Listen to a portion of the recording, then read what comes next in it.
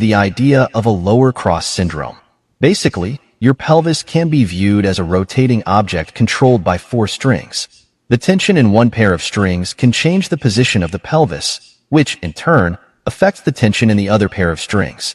When you're sitting, your hip flexors become accustomed to a shortened position, while your gluteal muscles adapt to a lengthened one.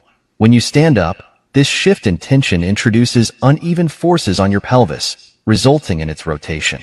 This rotation pre-shortens your lumbar extensors, increasing their excitability, and pre-lengthens your abdominal muscles, making them more lazy. The only thing lazy here is the amount of research that went into the subject. Now, I don't make posts bashing other accounts, and this account creates awesome animations, and I use them, and I'm grateful for them. But this is a myth that is still being perpetuated and has no evidence to support this theory. In fact, the research shows the exact opposite, that anterior pelvic tilt is normal and is not a sign of pain or dysfunction. Males have an average anterior pelvic tilt of 7 to 9 degrees, where females have an average of 12 to 14 degrees. And about 80% of the population has these averages of anterior pelvic tilt, meaning anterior pelvic tilt is normal. Your body isn't some simple system of pulleys and gears where you tighten one side and the other side moves. This leads to further myths like glute amnesia or a weak core causing low back pain. However, if you have low back pain and you find your symptoms increase in an anteriorly tilted position, it doesn't mean you should just ignore it because it's normal.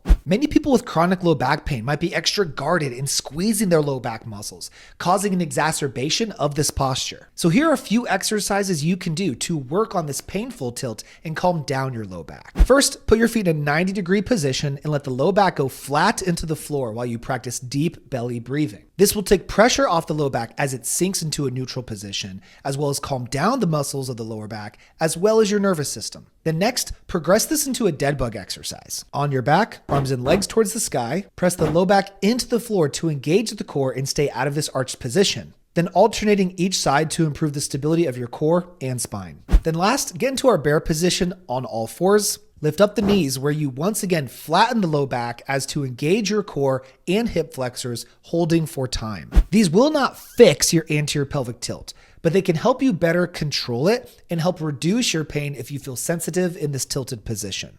Let me know if you thought this video was helpful. And as always, if you'd like more help getting a specific plan to fix